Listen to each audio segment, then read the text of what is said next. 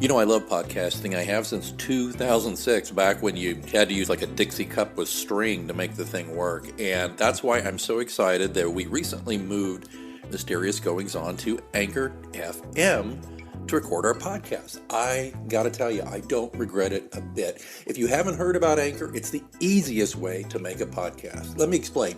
First of all, it's free. There's creation tools that allow you to record and edit your podcast right from your phone or computer. Anchor will distribute your podcast for you so it can be heard on Spotify, Apple Podcasts, and many more. And you can make money from your podcast with no minimum listenership. It's everything you need to make a podcast all in one place. Not going to lie to you, when I first heard about Anchor, I was a little dubious because I've been doing it the hard way for so long. But I got to tell you, it's very easy. Use a Stripe account. Get sponsors. You're not paying monthly hosting fees. The sound quality is great. The distribution is phenomenal.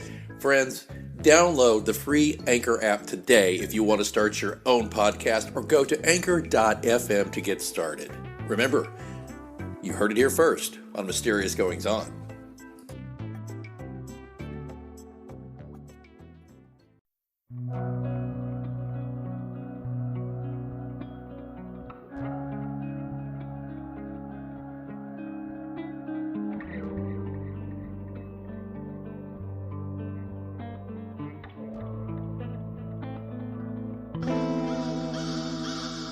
Welcome to Mysterious Goings On. I'm Alex Greenwood. You know, one thing I've learned knocking around the planet low these many decades is that there are no good guys and not as many bad guys as you might think. People are, instead, often defined by the lines people cross to achieve their aims. That's why today I'm excited to venture into the last frontier of Alaska, where author Russell Heath has set Rinn's Crossing, a high-stakes, high-octane dive into the gritty political battles that have ripped Alaska apart since statehood. Russell's pretty interesting. In his teens, he hitchhiked to Alaska and lived in a cabin on the banks of the Tanana River. In his 20s, he lived in Italy, then traveled overland across the Sahara, through the jungles and over the savannas of Africa and into southern Asia. In his 30s, he sailed alone around the world in a 25-foot wooden boat. In his 40s, he wrote novels, and in his 50s, he bicycled the spine of the Rockies from Alaska to Mexico. He's worked on the Alaska Pipeline as an environmental lobbyist in the Alaska legislature and run a storied environmental organization fighting to protect Alaska's coastal rainforests. In 2010, apparently wanting more frenzy in his life, he moved to New York City, where he dug deep into leadership development and coaching. He now lives in a cabin on the coast of Maine, coaching businesses and nonprofit leaders intent on making big things happen in the world. Today, let's ask Russell Heath to be our guide into the wilds. Russell, welcome to Mysterious Goings On. Hey, Alex, great to be here. Your bio reads like kind of an Indiana Jones kind of thing. You apparently were imbued with wanderlust from a very early age. Yeah, well, wanderlust or running away, you're never quite sure. And yeah, and it's it's a question people often ask me is why do I wander? And I don't know. I just think it's the particular hormones that are floating around in my bloodstream over which I have no control unless they come from oatmeal or something. So yes, I've got a lot more places that I like to visit as well before I shuffle off my mortal coil here.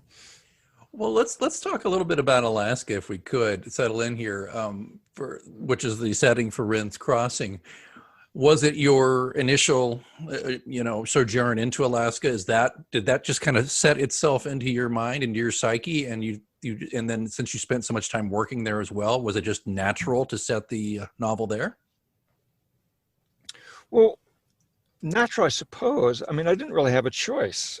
It was really the only place I knew, and I spent most of my adult life in Alaska, but the thing too is that I knew the Alaska legislature really, really well. And, I'd be curious, in your experience with mystery and thrillers, whether you know of another legislative thriller, a thriller that goes through a state or federal legislature. I don't think there is one, and certainly not in Alaska. But I couldn't have written about any other legislature because it was only the Alaska legislature that I knew. Well, there is the novels that was done by the late I host of the think. PBS NewsHour, set in Oklahoma, my home state, where in the hero or the two or three novels was the lieutenant governor. And my gosh, I'm blanking. I used to be a PBS executive, and I've met this gentleman, and he passed away a couple of years ago. Oh my word, I'm embarrassed. But he did write a series based in the Oklahoma State Capitol of Mysteries. Okay, but I would say, yeah, that's the only other thing I can think of that has anything to do with the state legislature. Oh, well, I'll have to track him down. Yeah. When I remember something here, it's tough being in my 50s during COVID. I don't remember much, but I will send that to you and let you check that out. Yeah. Yeah. I actually have a little bit of a background too. I ran for legislature in Oklahoma a few times. And I also was a lobbyist for a little while too. So I am particularly interested in your stuff too. And then the last thing I can tell you that's a little bit of a hook, when I was 14 in high school, they had a program called Close Up where you go to DC, right? You've heard it. Yep. You heard of Close Up? Used to run it. Oh my, you did? I'm exaggerating a little bit, but I worked for a firm where we had the contract to run the Close Up program in Alaska. Okay, then you're not going to guess who my roommates were. Oh, Tony Knowles. It could have been. My roommates though were Alaska kids. I was the Oklahoma contingent, and our roommates were the Alaska kids. What year was this? Okay, I would have been 14. I'm 52 now, so 82 or 3, I guess. Okay, so I'm a little older than you. I was working in that firm in my 20s, which was in the 70s then. No, I take that back. It was the 80s. I was there in the 80s. Maybe I would have known some of those kids. I bet you did. I mean, it bothers me that I can't seem to find all the, because you won't keep in touch, but I'd love to find a couple of them because I just remember it was just a great experience. But anyway, so those are my little connections into your world, and I'll stop talking about me here. This is not about me, but I just found that's why I was particularly excited when I learned about your work. Was I thought I have all these touch points in my life that seem to fit here. So that said, I want to ask you a couple of questions just in general about Alaska before we can get deeper into the book, if that's okay. Mm-hmm. And bearing in mind that what I know about Alaska is that and, some television programs. But what are the most common misconceptions people have about Alaska as far as you're concerned, people who don't live there? Oh, you mean like it gets cold there?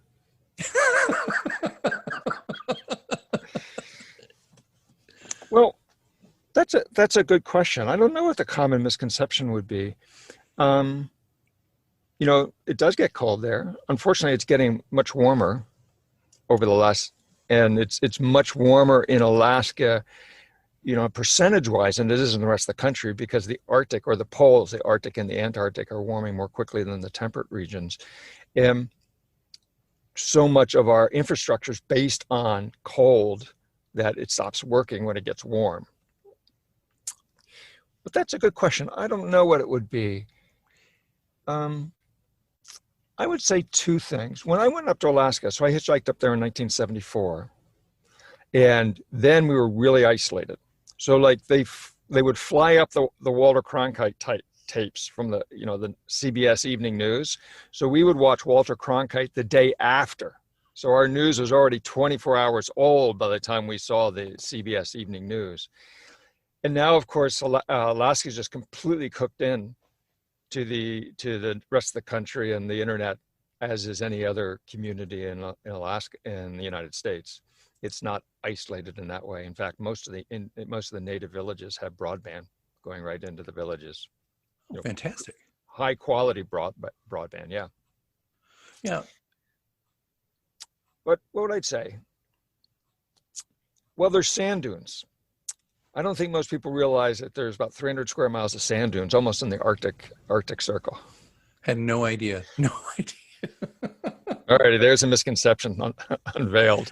There you go. Well, that's good. The reason I ask that is because when people pick up your book, I have a feeling they're going to be in for a bit of an education. And part of that education stems from what I think you just said, is that you know, we're not a day behind anymore, so to speak. Mm. We're different. But I think that the conception I have, let me just throw a conception or two at you. And I have a dear friend who was a former newscaster in Alaska as well. And she kind of set me straight on some things years ago. And she said, I mean, yeah, of course we're a rugged people. We obviously, you don't choose to live a place that has so little sunlight certain times of the year. If you're kind of a panty waist or whatever you want to call it, there is definitely a ruggedness and a strength to it. But I think it's an overstatement and oversimplification to say that, isn't it? I mean, there's still, as I in my intro said, there's people who are, one way or another, but we're all human there, I guess is the point. Not everybody there is a mountain man is probably one of the things. No, absolutely true. So half the people live in the Anchorage area. Anchorage, of course, is the largest city there. And so of the 750,000 people who live in Alaska, half of them live in a metropolitan area. And in fact, here's a misconception. Alaska is the most urbanized state in the Union. A higher percentage of the people live in cities in Alaska than in any other state. And Vermont's the most rural. So, and one of the reasons, of course, is that as soon as you get out of the main city, you have very few services, almost none. And it doesn't take you very long to get off the grid entirely. So it's very difficult to live outside of metropolitan areas. Oh, I totally did not know that. Well, let's talk a little bit about the background for the novel, then the legislative background. Now, you lobbied the Alaska State Legislature on behalf of environmental concerns. And by the way, I just read some very disturbing stuff about what Trump wants to do to Tongass. Open it up, right? Is that the latest thing? But yeah, he has already done that. So there's a rule in all of the nation's national forests that wilderness areas or areas that don't have roads can't have new roads built into them. So it's called the Roadless Rule. And that's been around since, oh boy, more than 20 years, I think now. And the Tongass was the last national forest to be included in that rule. And it was a big fight to include it in that rule. So now he's exempted the national forest again from the rule. So new roads can be built into roadless areas for the purposes of logging. Yeah, it's disturbing, but is this what we're up against every time there's a new president? If they just wanted with the stroke of a pen say we're going to exempt these things, is that really how vulnerable the forests are? Well, you can certainly see that, and I don't want to get too political here, but certainly a lot of what Trump has done in his 4 years in office has been to undo what the previous administration has done. And yes, you're speaking on a larger issue. It's easy for a president or an executive to order something through an executive order or through some kind of regulatory procedure that hasn't gone through the legislature. But when you do it that way, then it's very easy for the next guy to come along and undo it. So actually, I was part of the fight. I was running another organization, Southeast Alaska Conservation Council, when there was the fight to bring the Tongass into the roadless rule. And my objection at the time was that I said that this would be undone as soon as we get another Republican president. That what we really needed to do is do the hard work of having a legislative bill pass which protected areas, these wilderness areas. And that would be a decade-long campaign. I mean, that would take a long time to have happen. But once it's happened, it would not be undone. Yeah. So put in all the hard work at the beginning, so you're not constantly dealing with this every other administration practically. Yeah, it makes sense. But if I could just interrupt just for a moment, Alex, this rule won't stand. I mean, what Trump has done now is he's fighting, last year's war or the last war, and the cultural shift in Southeast Alaska is such, and the infrastructure isn't there really to support large scale logging like there was back in the 90s and the 80s, 60s. Oh. Yeah. So I don't think, I think in the long term that this rule is just a dead letter. Oh, I had no idea. I think, see, there we go. I just make the assumption, oh, well, logging must be pretty simple up there. But yeah, I guess you're right. If you're continuing to diminish that industry. It's not like you can just flip a switch and, oh yeah, we can go log that whole thing right now. Okay, makes sense. And so when you worked with as a lobbyist with the legislature, now does the legislature meet every year or every other year? No, it's every year. It's every year now. Okay, and it's bicameral.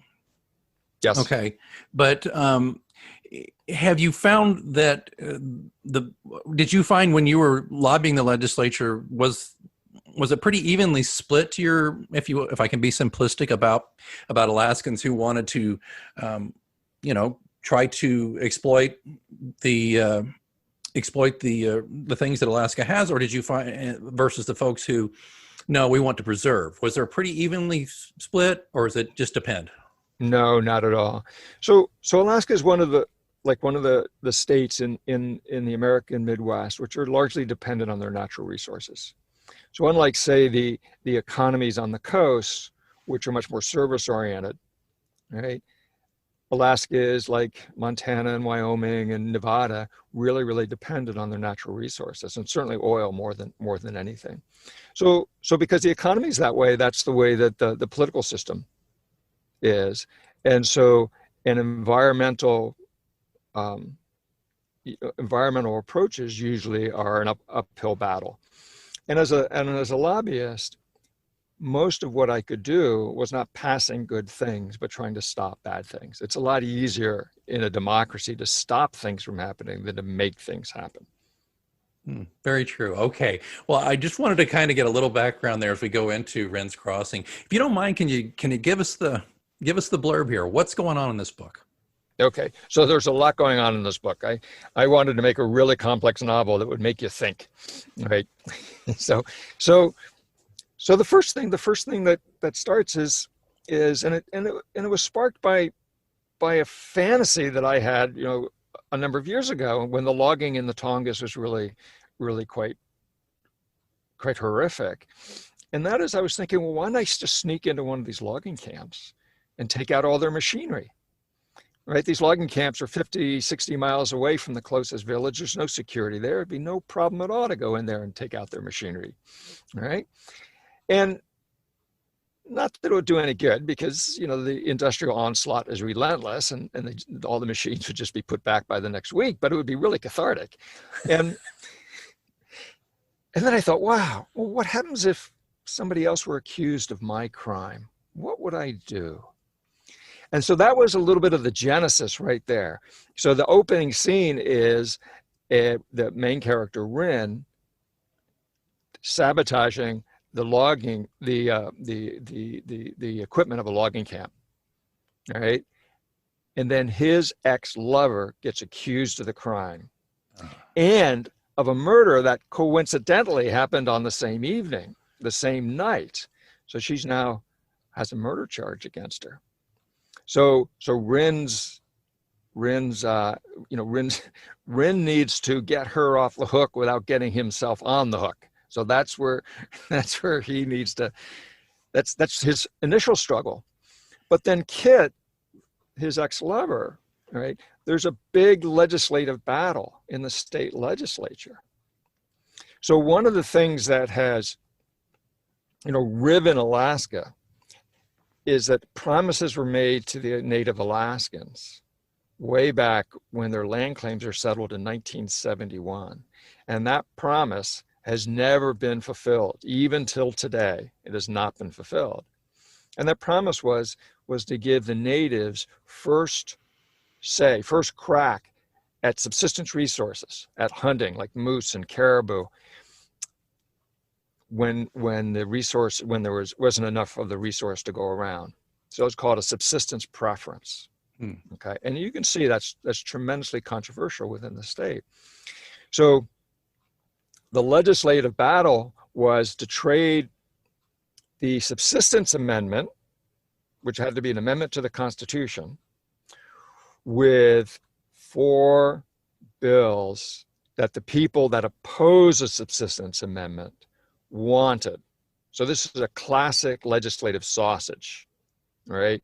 So the people on the left are supportive of the amendment, but the people on the right oppose the amendment but want these bills. Kit because she's a single issue person here, right? This is the thing. Because she's a single issue person, has to oppose the amendment, because that's the only way she'll stop the 2 environmental bills in that package. All right. So that's a long explanation to say that there's this tremendous legislative battle, and Kit, with a murder charge against her, is in the middle of.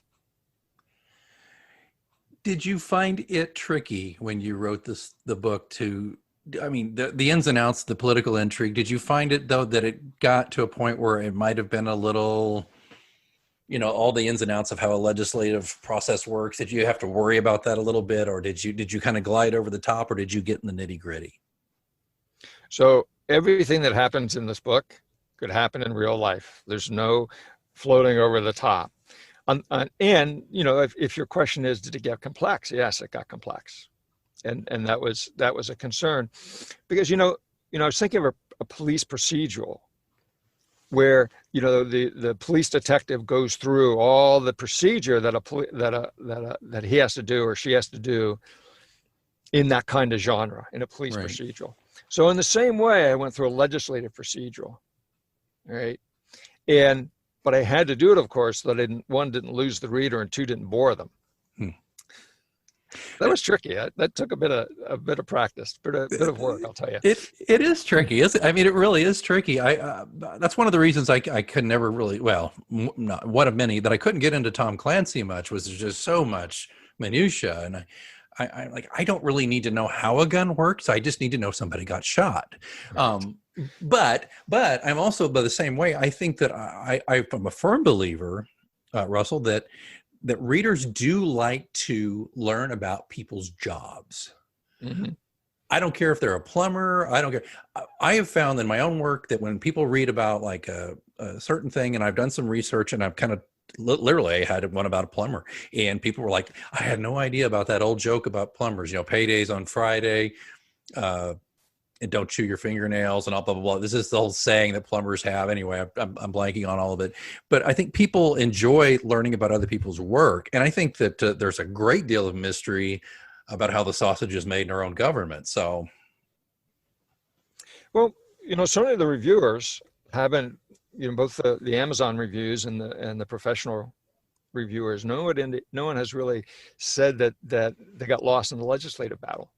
They all found it very, very compelling. So that was my big relief. That was my big concern about the book. So just, for your listeners, it's a challenging book, but it's a challenging book that will have you just turning pages. It'll drive you right through the story. Well, and you've got some pretty nice other reviewers here, including a former governor of Alaska. Tony Knowles wrote a very nice review for you. Nice blurb there, huh? So may I interrupt? Do you know where he was born, Alex? No, where? Oklahoma. Get out of here. Yeah, that's what I said. I just thought he was your roommate. This is freaking me out a little bit. Oh, I just thought you meant, because I knew who Tony Knowles was as a governor, but I thought you were saying he was my roommate because I had no idea he was from Oklahoma. Yep. My gosh. By the way, Jim Lehrer, that's what I'm talking about. Oh, Jim Lehrer, right. Jim Lehrer wrote the book. See, there it is. But you also had a state senator, right? Also saying that it was complex, riveting, and right out of the headlines. Heath, who paid his dues with years in Alaska, nails Alaska's zeitgeist.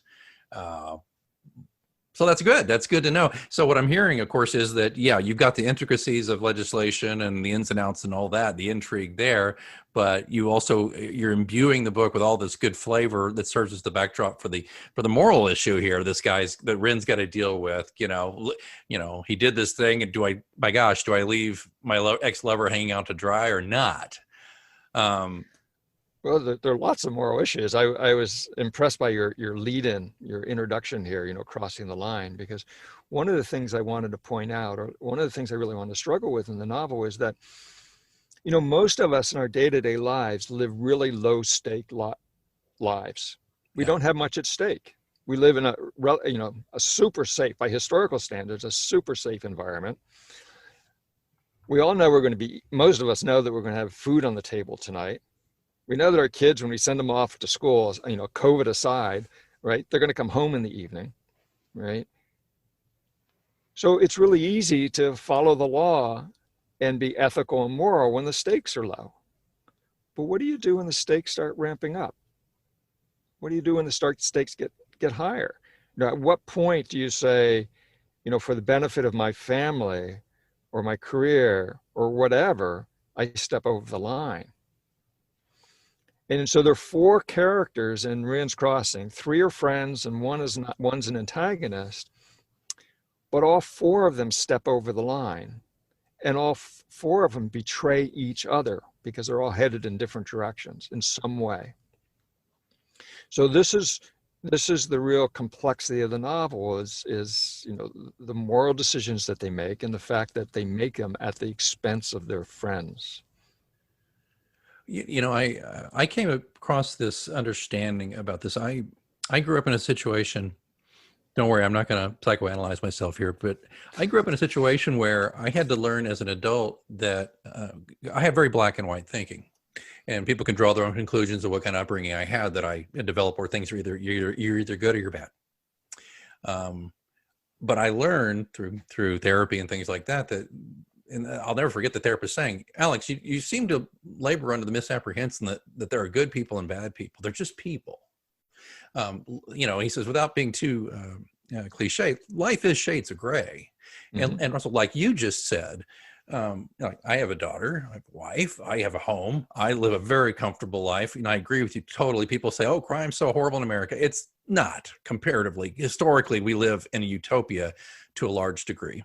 I'm not trying to belittle problems we have, but relatively to history. Mm-hmm. But what I have learned, and what has served me so very well, not only as a human being, but also as a writer, is to also not write these characters who are the mustache twirling villains, because there's very few human beings who really look at themselves in the mirror and go, you're a bad person. Mm-hmm.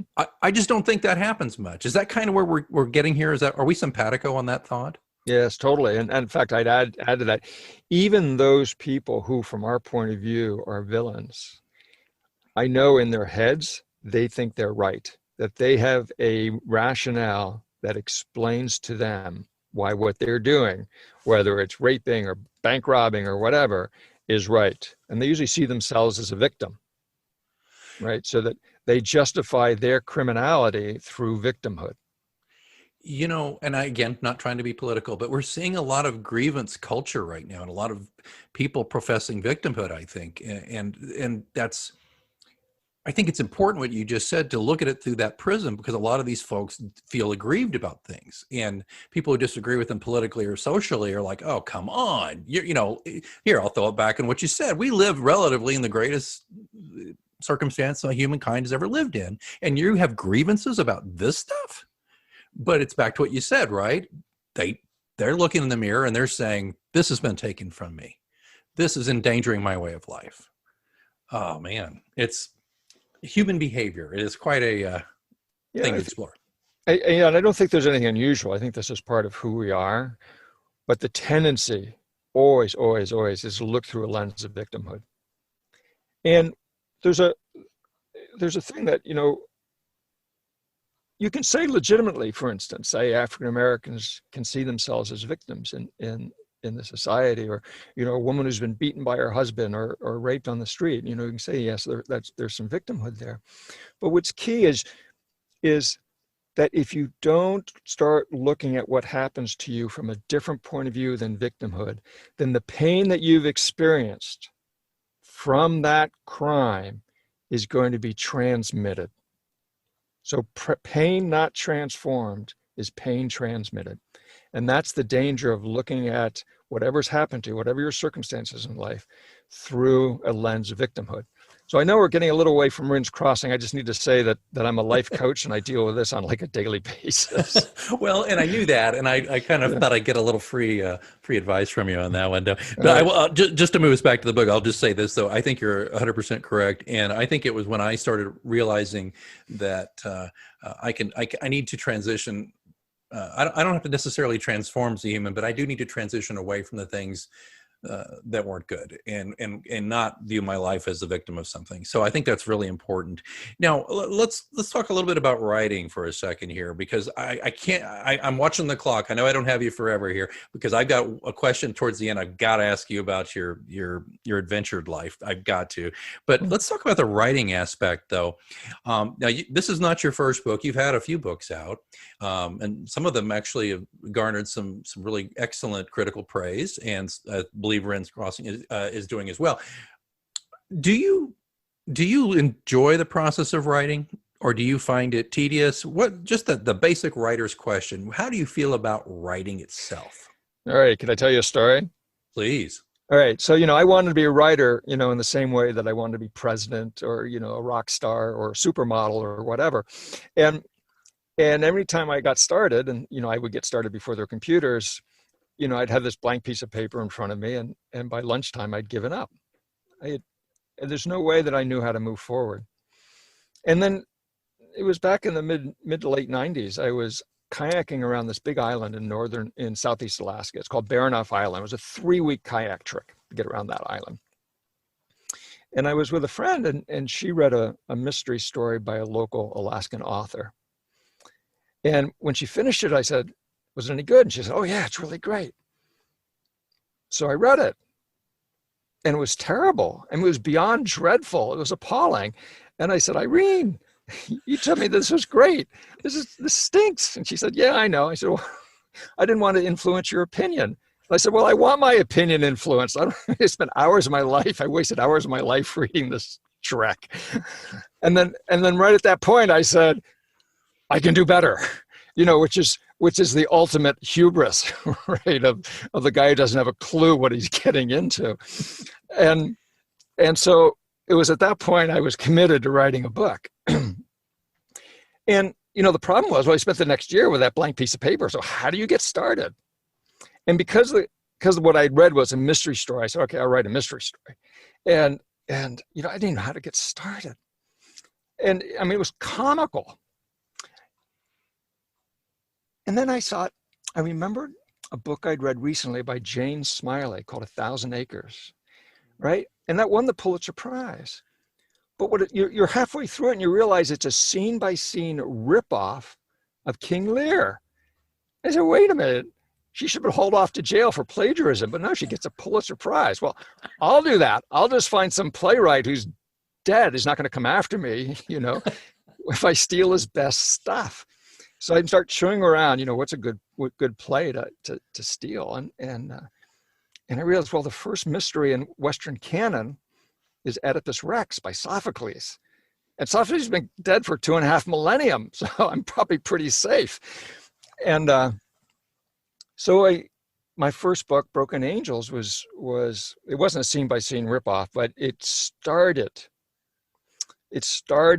the process of how do I turn Oedipus Rex into a story that happens in Alaska.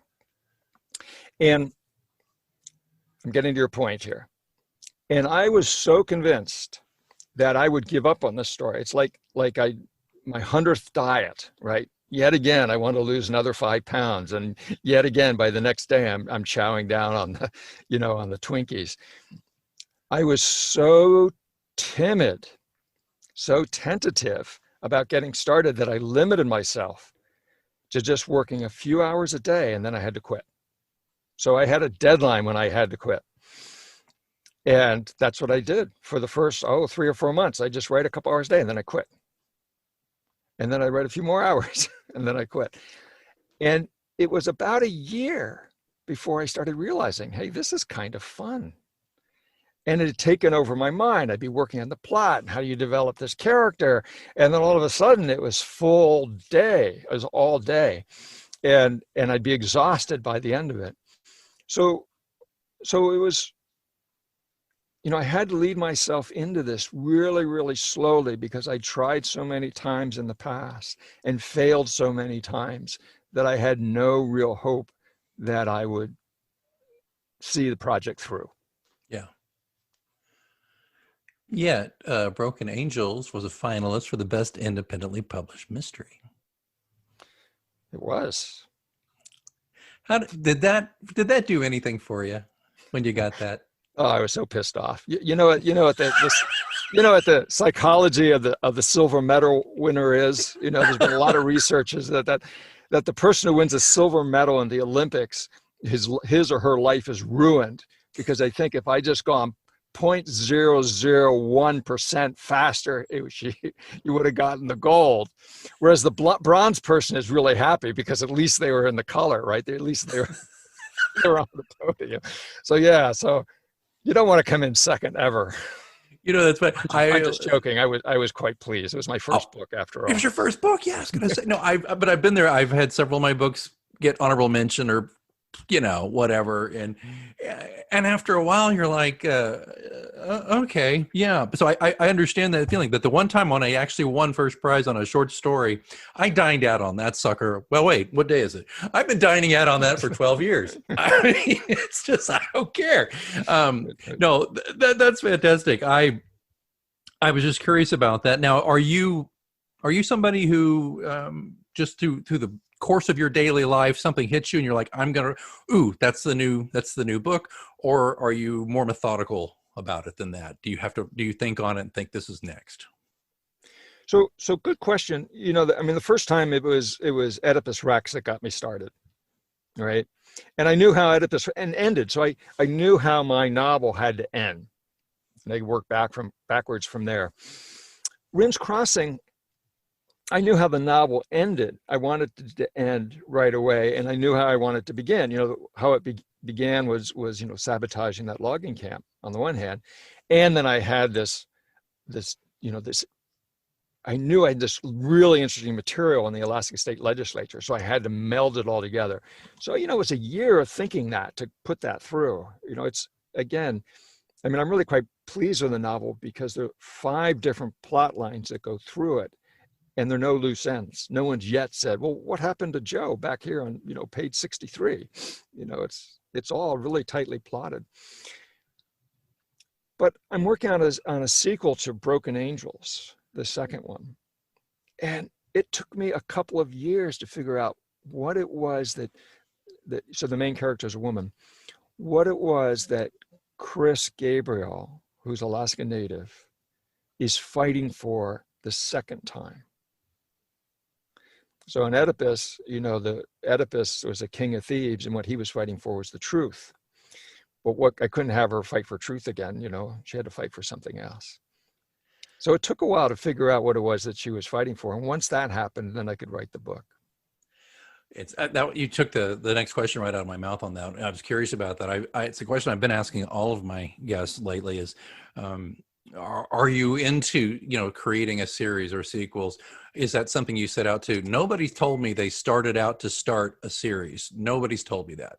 But the ones who did write 1 or 2 or 3 mostly said they seem to be capping it around 3 because 3 is a great number. And the feeling was that a lot of the series started petering out sales-wise after 3.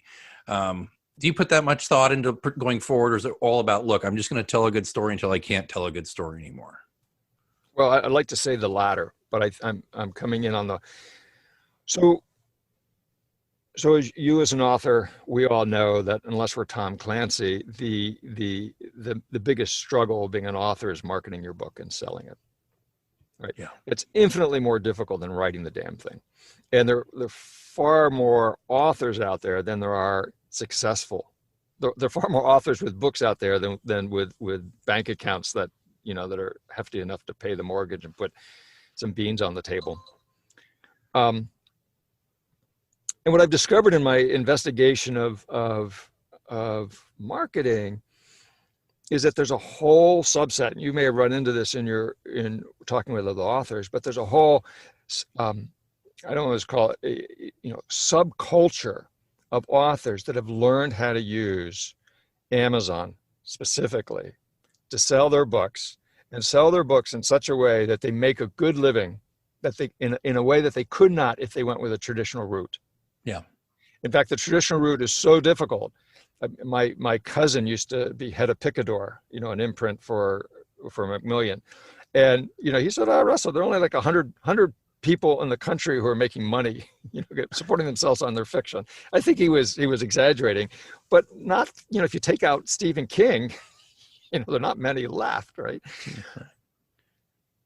So I don't think the traditional route is the way to go anymore. I think that that the shift in marketing is to do it self-publishing, and we have total creative control, and you can use Amazon. And these people that have discovered how to use Amazon, how to develop a list, how to develop fans, how to use a website, have been really quite successful. And one of the key strategies is to have a series. Of books. So, just for example, you use the first 2 books as loss leaders to get the people engaged in the series, and then you raise the price to again, it's only electronic that they're dealing with, $3 or $4 a copy, or $5 or $6 a copy. And so you build a fan base. And if your series peters out, then you can start another series and bring your fan base over. Right. So I'm actually, considering that as an option. I recommend it. I've got my series is at 7. I'm in the middle of book 8, although sorry listeners who love my series, and thank you. Probably this will be it for a long time. But I have found that the long tail does seem to work, and using the first 2 or 3 couple of books, at least, as you say, loss leaders, get your foot in the door and do that. And I don't know about you, but I'd say 85% are ebook now. Hardly anybody buys the paperbacks anymore. Right. I guess that's just the way it is. So, but I appreciate you being so candid about that. And I think if you're smart, like you said, if you learn how to not game the system, but use the system, particularly with Amazon, to work for you, you can definitely do these things. Well, okay, I've kept you a good long time, but I've appreciated this, but I got to ask you something, okay? Because here's something real quick here. I have determined that when COVID is mostly behind us, I'm in Missouri. There's the Katy Trail. I don't know if you've ever heard of the Katy Trail. Okay, it's basically 285 miles of its old railroad trail, but they've turned it into hiking trail.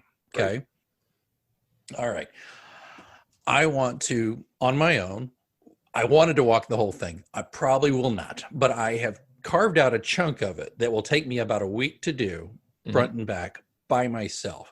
And I've done these. See, I'm a very, very small patch on you on this thing. I used to go camping by myself. I go bouldering by myself. I would do those things, but I never would dream of doing what you have done, however, which is to actually cross the ocean by yourself in a boat. What possessed you? When did this happen? If you could just give us a couple of details on this, I'm just dying to know more about it. Well, the question's unanswerable. I haven't a clue, right? I mean, why do you like chocolate ice cream? Who the hell knows? But what was happening is I was in Alaska and I was skiing with a buddy up on this ridge, and this is all backcountry skiing, and we were in the clouds. You could hardly see a thing. And my buddy he'd done 2 tours in Vietnam. He was his an ex-Marine, and we didn't know about PTSD back then, but that's what he had. And he hadn't cut his hair since mustering out of the Marines. It was down to his waist, right? And he lived on a little boat, a 27-foot fiberglass boat down in the harbor in Juneau. And we're skiing down this ridge, and I say, "Hey, Don, what are you gonna do with the boat? Where are you gonna go sailing her?" And I was figuring, he'd sail her to the next village or something. And he says, "I'm gonna sail her into the South Pacific." And I said, "You can do that?"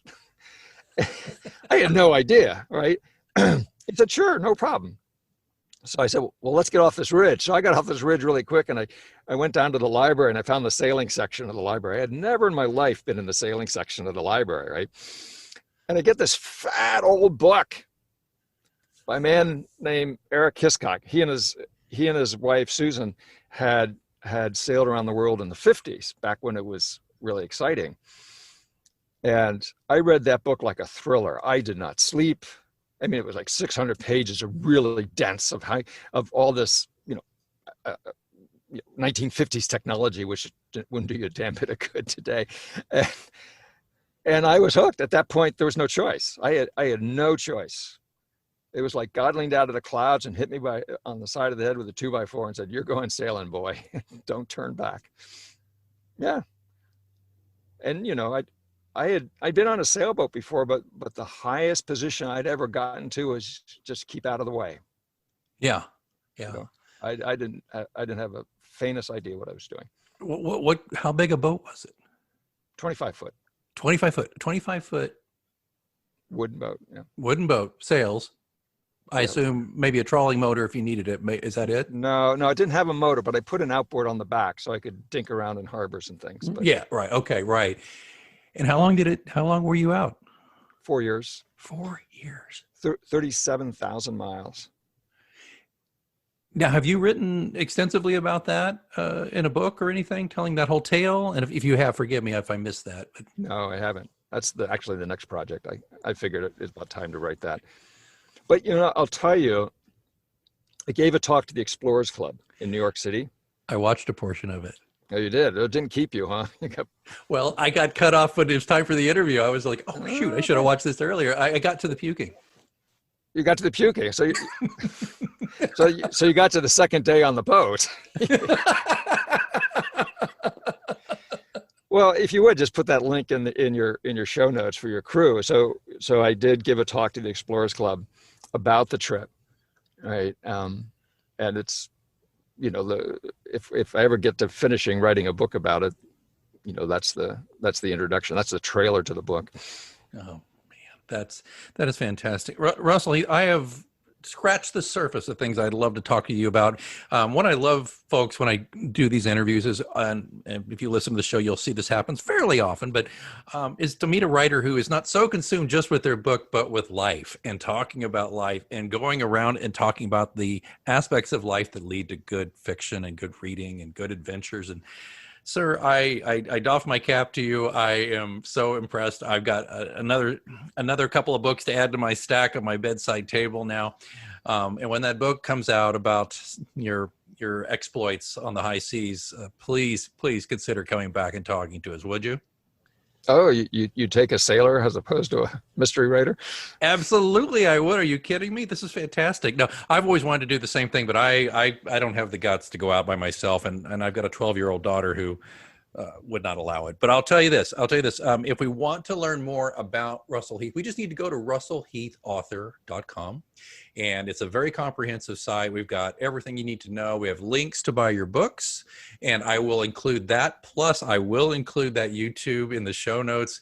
Normally, folks, if you go to mgopod.com, I always have a YouTube link to the interviews that at least has an excerpt or two. Instead of that, I think it'll be really interesting to put this talk you gave to the Explorers Club in there.